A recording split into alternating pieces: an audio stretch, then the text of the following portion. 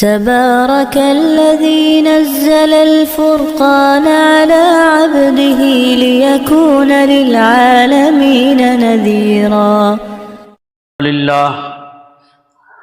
الحمد لله الذي أنزل على عبده الكتاب ولم يجعل له عوجا قيما لينذر بأسا شديدا من لدنه. وقال النبي صلى الله تعالى عليه وسلم إن الله تبارك وتعالى يرفع الله بهذا الكتاب أقواما ويضع به آخرين أو كما قال حبيبنا صلى الله تعالى عليه وسلم. صدق اللہ العظیم وصدق رسول الکریم. درود شریف پڑھ لیں. اللهم صل على محمد وعلى آل محمد كما صليت على إبراهيم وعلى آل إبراهيم إنك حميد مجيد. معزز علماء کرام، ذمہ داران قوم و ملت،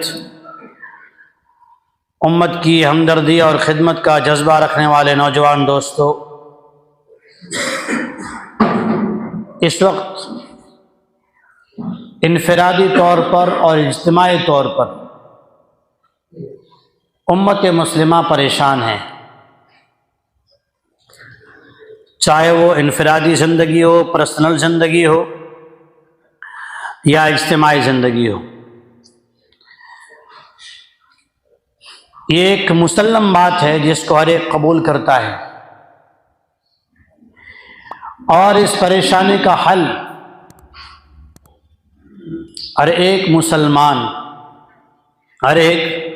مسلمان اپنی عقل و سوچ سے، اپنی نالج سے تلاش کر رہا ہے.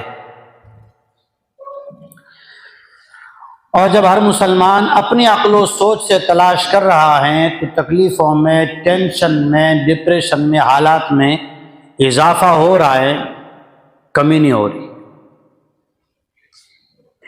حالات بڑھتے جا رہے ہیں، گھٹنے کا نام نہیں. آخر اس کا علاج ہے کیا؟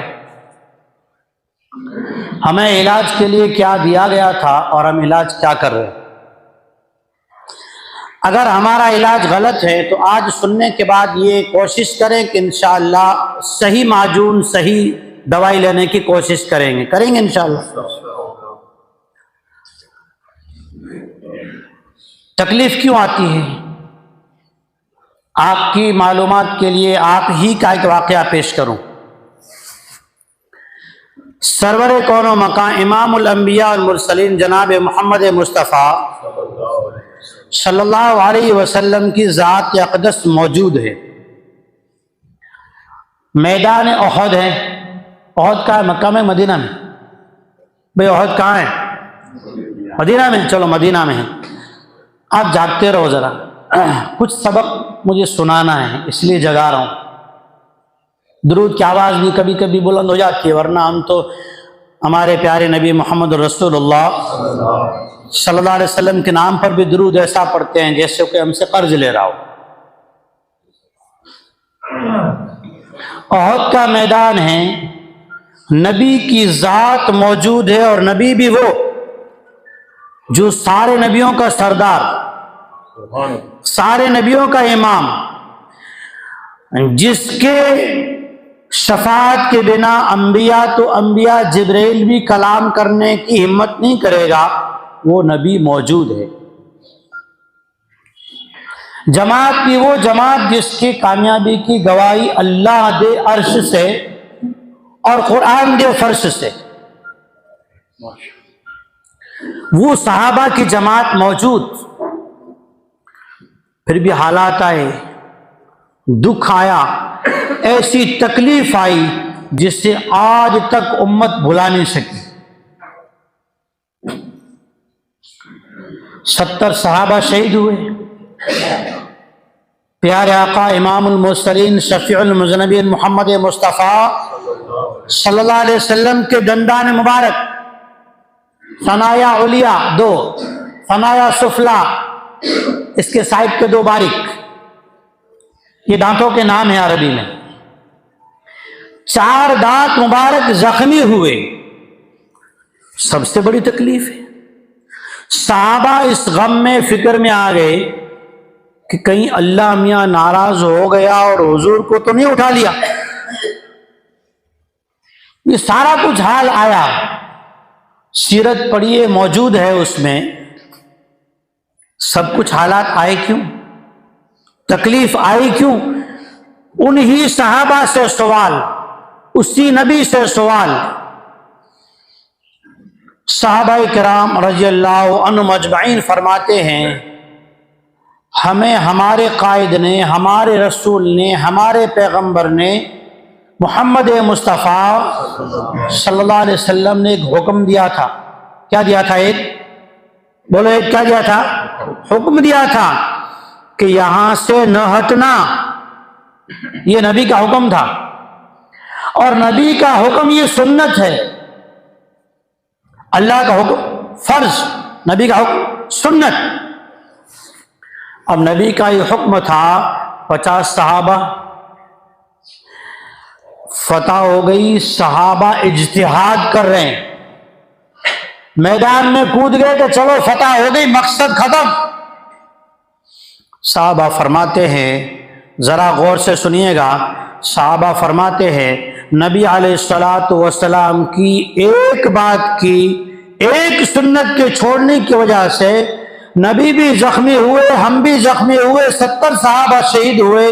بتاؤ، نبی کی موجودگی میں ایک سنت کے چھوڑنے پر صحابہ نے پریشانی اٹھائی ہے. آج امت زندگی سے سنتیں خالی کر کے سکھ لانا چاہتی ہے. آ سکتا ہے سکھ؟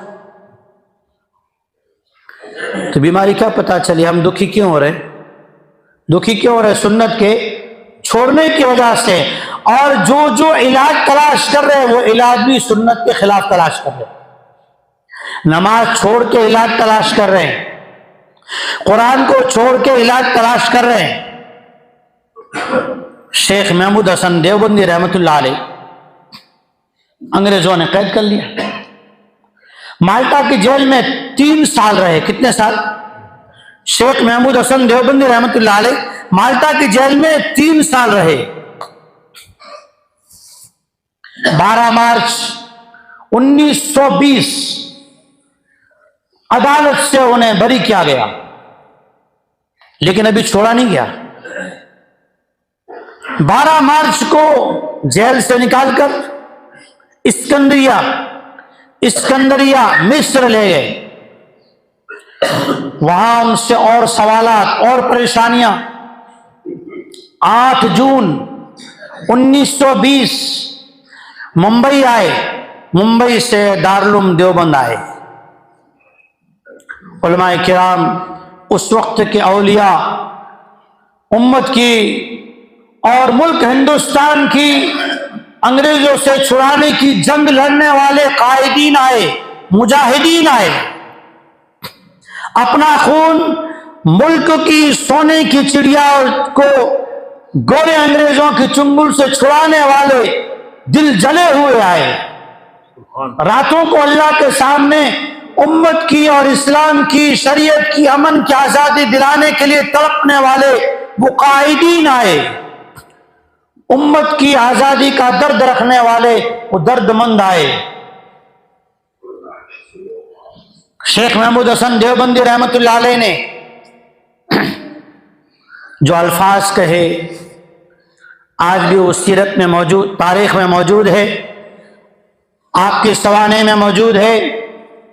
علماء کرام کو، مفکرین کو جمع کر کے جو بات کہی، اس بات سے پہلے ایک بات سمجھیے.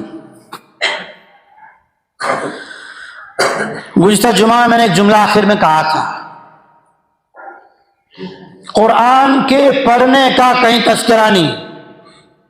تلاوت، جہاں قرآن میں تلاوت آیا وہاں تلاوت سے مراد معنی اور مطلب سمجھنے کے ساتھ تلاوت کا ذکر ہے. اسی لیے ہمارا بچہ مدرسے میں جب قرآن پورا کرتا ہے تو ہم اپنے گھر پہ دعوت کرتے ہیں اور دعا کے لیے آتے ہیں. کیا کہتے ہیں پتہ ہے؟ مویو چھوکرو ناظرہ قرآن پورو کے. کیا کہتے ہیں؟ بولو. مویو چھوکرو ناظرہ قرآن پورو کے. ناظرہ آپ کا لفظ نہیں ہے، عربی کا لفظ ہے. ناظرہ خوانی، دیکھ کر الفاظ پڑھنا. ناظرہ قرآن خوانی ہوتی ہے، تلاوت سے اس نے مکمل نہیں کیا ہے۔ تلاوت تو قرآن کہتا ہے جب معنی مطلب سمجھے گا تبھی تو معنی وہ سمجھے گا۔ اس لیے قرآن اللہ کا پیغام ہے۔ شیخ محمود حسن دیوبندی رحمت اللہ علیہ نے علماء کے مجمع سے ایک بات کہی کہ میں نے مالٹا کی کال کوٹڑی میں تنہائیوں میں جب امت کے حالات پر غور کیا کہ ان پر آنے والی یہودیت غالب کیوں آئی اور یہ کس طرح سے اس کا شکار بن گئے اور ان کی نسلیں دین سے کوری ہو گئی، کیسے ہوا؟ اللہ کی نمازیں پڑھ رہے ہیں، تقریریں سن رہے ہیں، پھر بھی ایسا ہوا کیوں؟ امام غزالی رحمۃ اللہ علیہ فرماتے ہیں کلام مجید تو اللہ کا مکتوب ہے، اللہ کا پیغام ہے۔ جیسے ایک آدمی کے پاس کوئی خط آئے اور خط ایسی زبان میں آیا جسے وہ سمجھتا نہیں، تو ایک کے پاس، دو کے پاس، تین کے پاس، 30 کے پاس جائے گا اور کوشش کرے گا اس کا میننگ، معنی، مطلب مجھے سمجھ میں آ جائے کہ میرے بیٹے نے، میرے دوست نے، میرے شاگرد نے سعودی سے، فورین سے خط بھیجا ہے، کیا لکھا ہے، کیا ترجمہ ہے۔ عربی لکھا ہے تو مولویوں کے در کے دھکے کھائیں گے، انگلش لکھا ہے تو ٹیچروں کے پاس جائیں گے، سندھی میں لکھا ہے تو سندھی جاننے والوں کے پاس جائیں گے، الگ الگ لوگوں کے پاس جا کر اس کا مطلب نکالیں گے۔ امام غزالی رحمۃ اللہ علیہ فرماتے ہیں کلام مجید تو اللہ کا خط ہے، بندوں کے نام پہ بندے نے آج تک نہیں سمجھا اللہ علامدوں میں مجھ سے کیا بات کرتا۔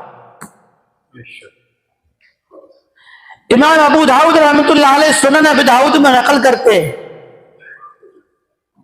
اگر بندوں کو کلام اللہ، اللہ کا پیغام کیسا ہے، بندوں کو ہی نہیں، پھر ایک اور بات لکھتے ہیں اگر گنہگار بندوں کو اللہ کا پیغام پتہ چل جائے نا، دنیا کی ساری شان و شوکت کو چھوڑ کے اللہ کے در کے دیوانے ہو جائے۔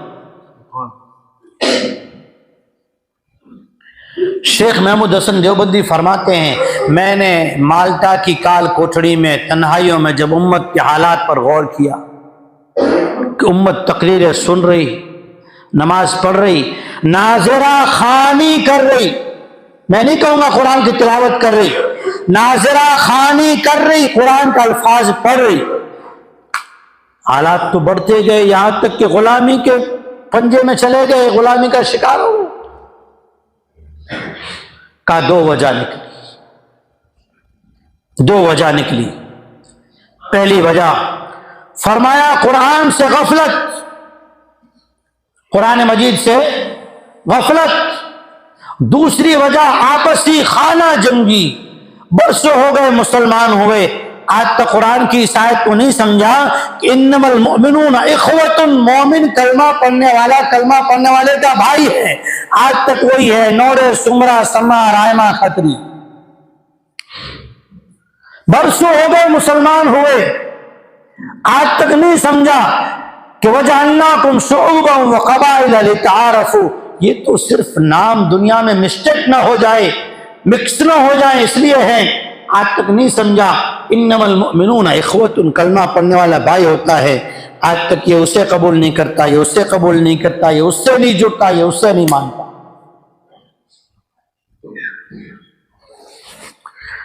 شیخ محمود حسن دیوبندی رحمۃ اللہ علیہ فرماتے ہیں امت کے اندر ایک قرآن کے چھوڑنے کی وجہ سے اور دوسرا آپسی خانہ جنگی کی وجہ سے۔ سیرت اٹھائیے، پیارے آقا جناب رسول اللہ صلی اللہ علیہ وسلم مکہ مکرمہ میں توحید کی دعوت دے رہے ہیں، پیچھے آپ کا چچا ابو جہل، آپ دعوت دے کے آگے چلتے ہیں، وہ انہیں کہتا ہے میرا ہی بھتیجا ہے، ہم نے سماج سے بائیکاٹ کر دیا ہے، نعوذ باللہ، یہ ایسی باتیں کرتا ہے جو آج تک ہمارے باپ دادا نے نہیں کی۔ پیچھے مخالف ہوتے ہیں لیکن آگے محنت جاری ہے، افراد تیار ہو رہے ہیں۔ حضور علیہ الصلوۃ والسلام نے اس بات کی محنت کی ہے، رد عمل نہیں کیا، عمل کر کے دکھایا ہے۔ آج امت کا کیا ہے بتائیں؟ رد عمل ہے، عمل نہیں۔ رد عمل کا کیا مطلب؟ یہ ہائی اردو کا لفظ ہے. رد عمل کا معنی ہوتا ہے کہیں کچھ حادثہ ہو جائے نا، نعوذ باللہ کوئی کعبۃ اللہ کے خلاف سرکار دو عالم تاجدار مدینہ محمد مصطفیٰ صلی اللہ علیہ وسلم کے خلاف کوئی گستاخی کر دے، یہ امت سڑکوں پہ نکل آئے گی. یہ ہے رد عمل. اور دوسرے دن کہ اسی دن کئی فرض نمازیں، کئی سنتیں، کئی احکامات، کئی شریعت کی اعمال کو قضا کر دے گی، توڑ دے گی. اور کیا کر رہی ہوگی؟ رد عمل. مخالفت کر رہی ہوگی غیر شرعی طریقے پر، نبی کے نام کی ناموسی کے لیے لڑ رہی ہوگی سنت کے خلاف. یہ ہے رد عمل. صحابہ نے رد عمل نہیں کیا، عمل کیا. حضور علیہ الصلوۃ والسلام نے عمل کیا دیا؟ حضور نبی کریم علیہ الصلوۃ والسلام نے صحابہ کو عمل دیا اجتماعی نظام. شیخ محمود حسن دیوبندی رحمۃ اللہ علیہ فرماتے ہیں کہ امت نے دو طرح سے قرآن مجید کو چھوڑا. دو طرح سے. ایک بڑے لوگوں کے اعتبار سے، ایک معاف کیجئے گا دکھ درد کی بات کر رہا ہوں، معاف کیجئے گا، ایک ہم بڑے لوگوں کے اعتبار سے قرآن کے ساتھ ناانصافی کا معاملہ، شیخ محمود حسن دیوبندی کی بات نقل کر رہا ہوں، لکھیے کتابوں میں پڑھ لیجئے گا. دوسرا ہمارے بچوں کے ساتھ، ہمارے ساتھ کیا ناانصاف. 3 سال کی قید بامشقت ان کے حالات اگر سناؤں کیسے وہاں گزارے تو جمعہ وقت نہیں دیتا اس کے لیے. فرماتے ہیں کہ قرآن امت کے اندر جب تک لفظاً و معناً، ان کے الفاظ نقل کر رہا ہوں، جب تک قرآن امت کی مردوں میں، بڑوں میں، مرد ہوں یا عورت، مردوں میں عورتوں میں لفظاً و معناً نہیں آئے گا، یہ امت اللہ کا پیغام نہیں سمجھے گی. تو ہوگا کیا؟ وہ ہوگا جو بتانے والا ہوں. ذرا اپنے آپ کو، آس پاس کو نہیں، اپنے آپ کو سنبھالیے گا جو لفظ کہنے جا رہا ہوں. فرمایا جب تک امت کے مرد عورت میں قرآن لفظاً معناً سنایا نہیں جائے گا، بتایا نہیں جائے گا، یہ امت اللہ کے مکتوب و پیغام کو نہیں سمجھے گی، ذہنی طور پر اسلام سے مرتد ہو جائے گی. ذہنی طور پر اسلامیات کو ماننے سے بھاگے گی. جہاں کوئی حق سنائے گا اس سے نفرت کرے گی، جہاں کوئی حق بتائے گا اس سے دشمنی مول لے گی، جہاں کوئی اس کی غلطی کی نشاندہی کرے گا اس سے راستہ بدل دے گی. وجہ کیا ہوگی؟ قرآن کو لفظاً و معناً امت میں عام نہیں کیا جائے گا. امت کا یہ حال ہوگا. 1920 میں حضرت نے یہ کہا تھا، آج اس کا مشاہدہ ہم کر رہے ہیں.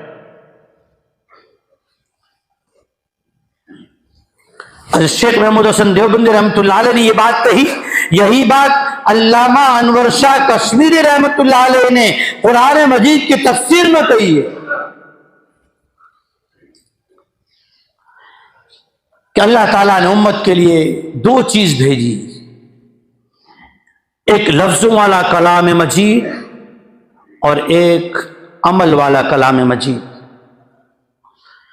لفظوں والا کلام مجید لفظاً ہے جسے ہم ناظرہ خوانی کہتے ہیں، معنی والا قرآن مجید سنت محمد مصطفیٰ صلی اللہ علیہ وسلم ہے، جسے آج ہم چھوڑنے کی وجہ سے صحابہ نے عہد میں وہ تو اللہ کو امت کو دکھانا تھا، ورنہ تو ابو جہل ایک وفد لے کر آیا اور حضور علیہ الصلوۃ والسلام سے کیا کہا پتہ ہے؟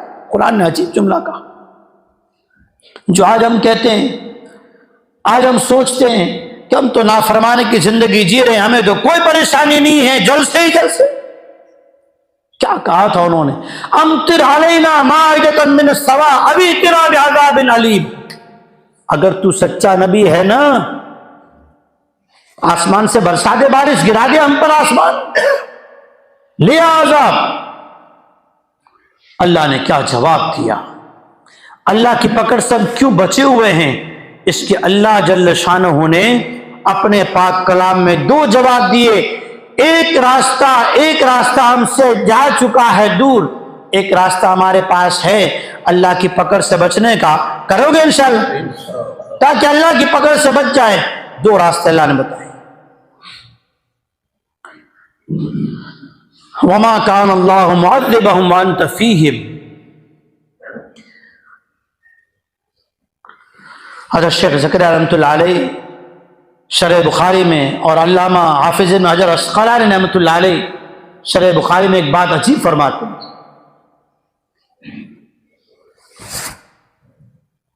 فرمایا کہ صحابہ کرام کے لیے اگر ہم زندگی بھر اللہ سے دعائیں کریں ان کے مراتب کے بلند کرنے کی، ان کے احسانات کو نہیں چکا سکتے.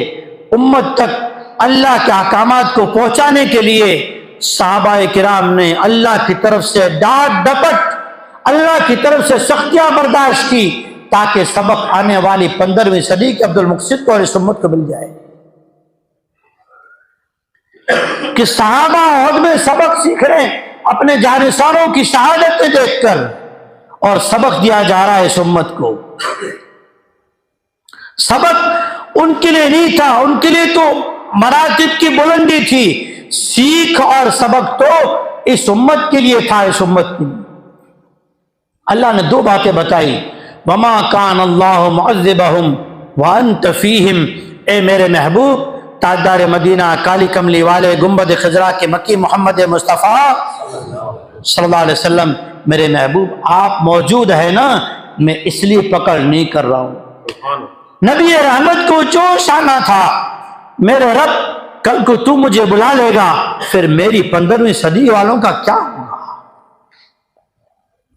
کل کو میں تو تیرے پاس اپنا مشن مقصد دین پہنچا دوں گا، پھر میری امت کا یار و مددگار کون ہوگا؟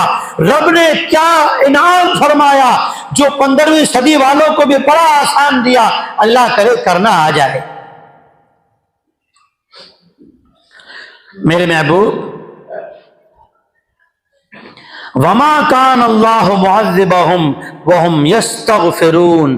جب تک یہ اپنے گناہوں کا اقرار کرتے رہیں گے، میرے در پہ روتے رہیں گے، میں انہیں پکڑوں گا نہیں. ہمارے پاس یہ باقی ہے استغفار. پیری و مرشدی حضرت مفتی احمد صاحب خان پوری دامت برکاتہم فرماتے ہیں آج کے دور میں امت کے بچاؤ کی دو ہی شکلیں ہیں. ایک انفرادی طور پر پرسنل لائف میں نبی علیہ الصلوۃ والسلام کی سنتوں کو گن کر چن کر اپنائے. اس کے بنا مدد نہیں آئے گی. نمبر 2، استغفار کثرت سے کرے. استغفار کیسے کہتے ہیں؟ شارح مسلم امام نووی رحمۃ اللہ علیہ لکھتے ہیں مسلم شریف کی شرح میں، استغفار کی تین شرائط ہیں. نمبر 1، اس وقت نیت کرے جو مجھ سے گناہ ہو گیا اسے چھوڑتا ہوں. نیت، ارادہ، عزم، پکی نیت کرے، اسے عزم کہتے ہیں، پکا عزم کرے. نمبر 2، اس وقت اس گناہ کو چھوڑ چکا ہو. نمبر 3، جو ہو گیا اس پہ دکھ ہو، رنج ہو، افسوس ہو. تو ہمارے لیے دو چیزیں ہیں. سنت اپنی طور پر ہر ایک بندہ، ہر ایک بھائی یہ سوچے مجھے اپنی زندگی میں نبی علیہ الصلوۃ والسلام کی سنتیں لانا. دوسرا، استغفار کریں، اللہ کے سامنے رجوع ہوں، توبہ کریں. شیخ محمود حسن دیوبندی رحمۃ اللہ علیہ فرماتے ہیں بڑے مردوں میں اور عورتوں میں قرآن لفظاً و معناً جب تک نہیں آئے گا امت شریعت کے احکامات سے متنفر بھی ہوگی، اور متنفر ہو جانے کی وجہ سے اس سے جب نفرت کرے گی تو منہ بھی موڑ لے گی. دوسری چیز،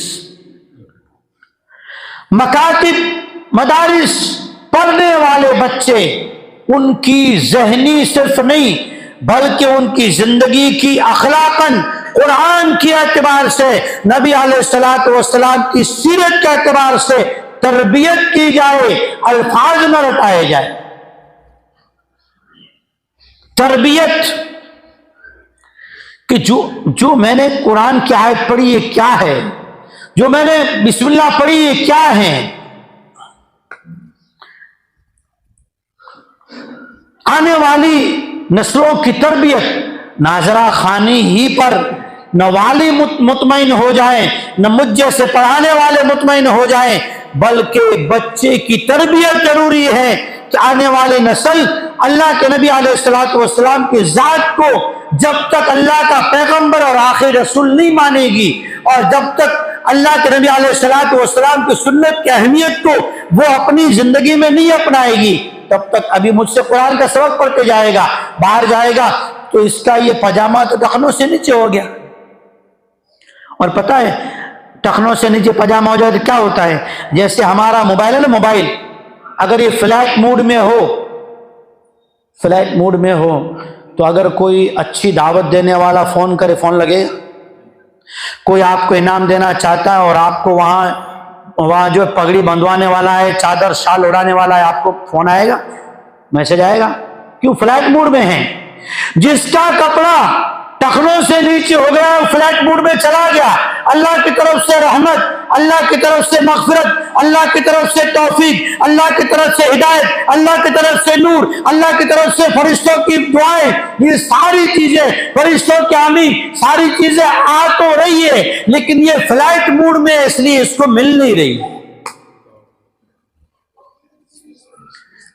इसलिए अकाबिर उलमाए किराम इन दो बातों की तरफ तवज्जो दिलाते हैं कि आज के दौर में अपनी ज़िंदगी में सुन्नत और इस्तिग़फ़ार दो चीज़ों को अपनाएं।